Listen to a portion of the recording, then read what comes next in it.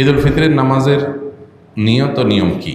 নিয়ত তো হলো আমি ঈদের ফিতরের নামাজ পড়তেছি, এই ইন্টেনশন যথেষ্ট যে আমি ঈদের নামাজ পড়তেছি, এটা ফজর না। ঈদের নামাজ পড়তেছি এটা নর্মাল এরশাক না। ঈদের নামাজ পড়তেছি এটা জোহর না।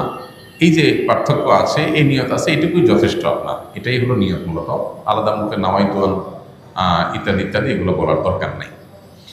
আর ঈদের নামাজের যে নিয়ম সেটা হলো ঈদের নামাজ 2 রাকাত আদায় করতে হবে এবং 2 রাকাত নামাজের পরে খুতবা দিবেন খতিব সাহেব।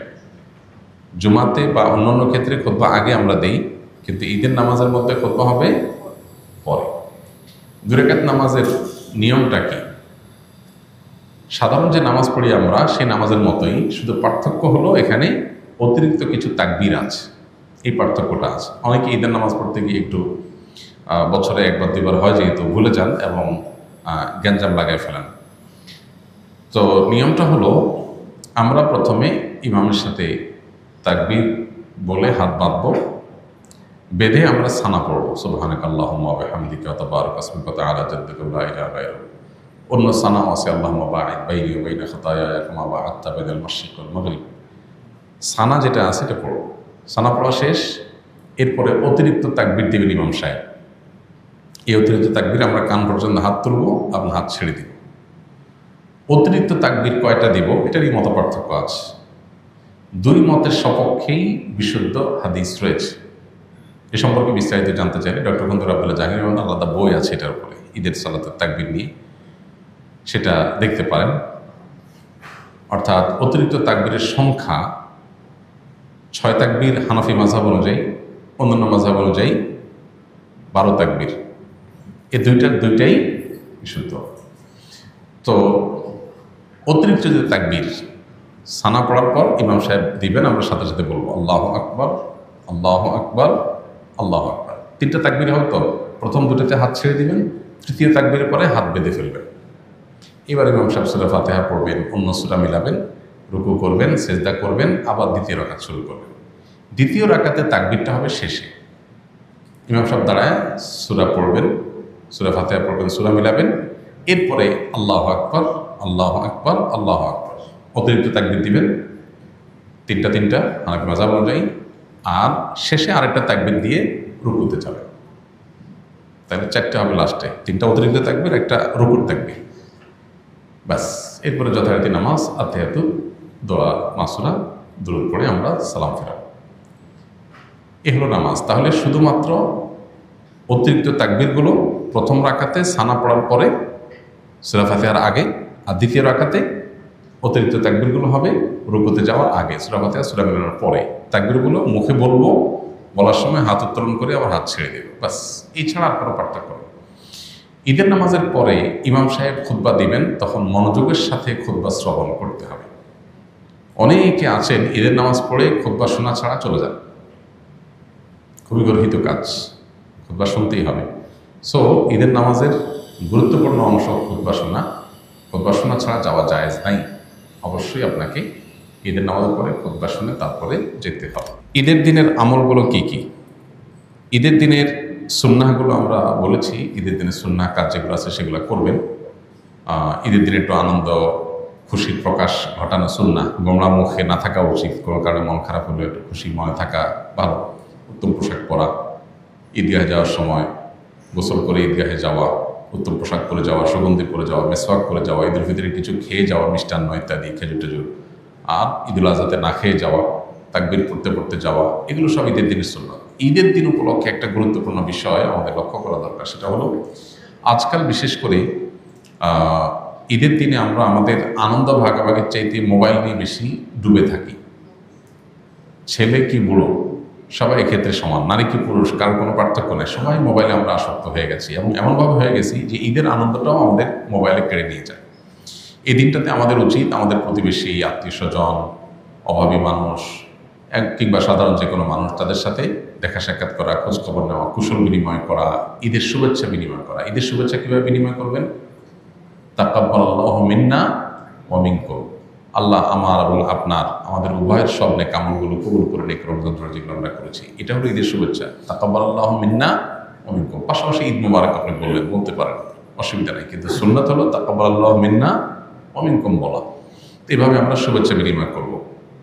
মোবাইলে ডুবে না থেকে সবার সাথে আমরা আনন্দ ভাগাভাগি করার চেষ্টা করব এবং গরিব অভাব মানুষদের ঘরবাড়িতে যে বিশেষভাবে তাদেরকে ঈদের আনন্দটা দেওয়ার চেষ্টা করবো ইনশাআল্লাহ। এর পাশাপাশি ঈদ উপলক্ষে একটা অনাচার শুরু হয়েছে আমাদের সমাজে, এটার বিরুদ্ধে সামাজিক আন্দোলন এবং সচেতনতা গড়ে তোলা দরকার। সেটা হলো ইদানিং দেখা যায় যে ঈদ আসলেই আমাদের কিছু উঠতি বয়সের ছেলেফেলেরা তারা বিভিন্ন গাড়ি ভাড়া করে, পিক আপ ভ্যান ইত্যাদি ভাড়া করে দলে দলে সেখানে বড় বড় আপনার ডেকসেট, আপনার বক্স, এটাতে ভলিউম একেবারে হাই করে দিয়ে তারা বিভিন্ন গান বাজনা করতে করতে রাস্তাঘাট প্রদক্ষিণ করে। এর ফলে বিভিন্ন সড়ক দুর্ঘটনা ঘটে, কারণ এত জোরে বিকট আওয়াজে বাজতে থাকে যে পিছন থেকে কোনো গাড়ি হর্ন দিলেও ড্রাইভার শুনতে পায় না। আর সবচেয়ে বড় কথা হলো, একটা সুস্থ সভ্য সমাজে আপনি গানের আওয়াজে পুরো সমাজকে প্রকম্পিত করে তুলবেন, কেউ ঘুমাইতে পারে, কারোর ক্ষতি হতে পারে, এটা কোনো সুস্থ বা স্বাভাবিক একটা সমাজে এটা সম্ভব না। এটা নিশ্চয়ই একটা অসুস্থতার আলামত। এই জন্য এটাকে থামানো দরকার। ঈদের আনন্দ তরুণরা করবে, কিন্তু সেটা করতে গিয়ে যদি তারা উচ্ছৃঙ্খলতা করে, বখাটেপনা করে, তাহলে সেটা অবশ্যই থামাতে হবে এবং থামানোর জন্য এলাকাভিত্তিক নানাবিধ উদ্যোগ নেওয়া দরকার। চাঁদ রাতের স্পেশাল আমলগুলো কি কি? চাঁদ রাতের স্পেশাল আমল আছে কিনা, ফজিলত আছে কিনা, এটার উত্তর হলো যে একটি হাদিস আছে এই প্রসঙ্গে। যদি কেউ চাঁদ রাতে রাত জেগে ইবাদতবন্দি করে, তাহলে কিয়ামতের ভয়াবহতা থেকে আল্লাহ তাকে হেফাজত করবেন। এই হাদিসের সনদ নিয়ে মুহাদ্দিসদের অনেকেরই আপত্তি আছে, অনেকে আপত্তি তুলেছেন এবং অনেক উলামা ইকরাম চাঁদ রাতের আলাদা ইবাদতের কোনো ফজিলতকে অস্বীকার করেছেন, চাঁদ রাতের কোনো আলাদা ফজিলতের কথা বলেননি। আবার অনেক উলামা ইকরাম, বিশেষ করে সালাফ পূর্বসূরি অনেক বড় বড় মুহাদ্দিস, অনেক পূর্বসূরিগণ এই চাঁদ রাতে ইবাদতবন্দি করতেন এবং করাটাকে উৎসাহিত করেছেন বিভিন্নভাবে। কিন্তু হাদিসের আলোকে যদি বলেন, তাহলে সেক্ষেত্রে আসলে তেমন কোনো বিশুদ্ধ হাদিস এক্ষেত্রে বর্ণিত হয়নি। যে হাদিস আছে সে হাদিসের সনদের মধ্যে দুর্বলতা আছে। তবে এটা ঠিক যে ঈদের চাঁদ দেখা যাওয়ার পর থেকে তাকবীর পাঠ ঈদুল ফিতরে এটা আমাদের করতে হবে, এটা একটা আমল। আবার ফজর নামাজ আগে আগে উঠে মসজিদে আদায় করা, এটা আরেকটা আমল। এই আমলগুলো আমাদের বিশেষভাবে যত্নশীল হইতে হবে। আর এছাড়া তাহাজ্জুদ, ভোর রাতের আমল, এগুলো তো আমরা লক্ষ্য করবো। শাওয়াল মাসের একটা বিশেষ দিক, চাঁদ দেখার পর থেকে যে শাওয়াল মাস শুরু হয়ে যায় সেটা হলো যে রমজানের যে আমলগুলো করেছি সেগুলোর ধারা যেন আমাদের অব্যাহত থাকে। রমজানের শেষে শাওয়ালে চাঁদ দেখা গেল আর সব আমল ধাপ করে বন্ধ হয়ে গেল, এটা কোনো ইমানদার সুলভ আচরণ না। বরং আমল সাধ্য অনুযায়ী, রমজানে হয়তো পরিমাণ অনেক বেশি করেছেন, এখন অল্প করেন, কিন্তু কন্টিনিউয়াসলি সেটা ধরে রাখার চেষ্টা করতে হবে। ফিতরা না দিলে গুনাহ হবে কিনা, ভুলে গেলে করণীয় কি? ফিতরা এটা দিতে হবে।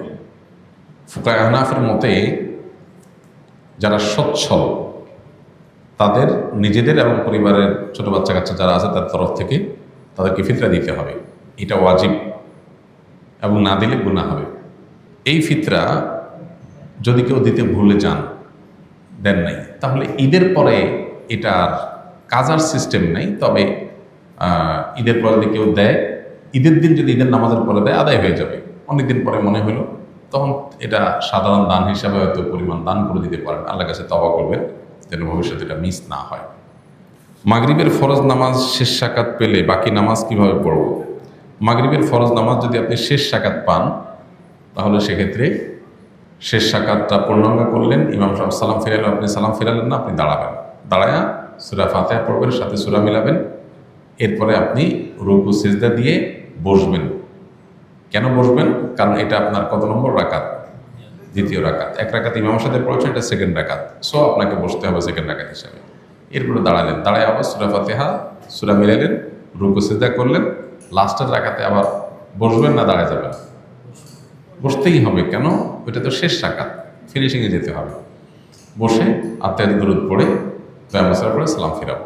তাহলে মাগরিবের নামাজ যদি কেউ লাস্টের রাকাত পায়, তাহলে তার বৈঠক কয়টা হবে?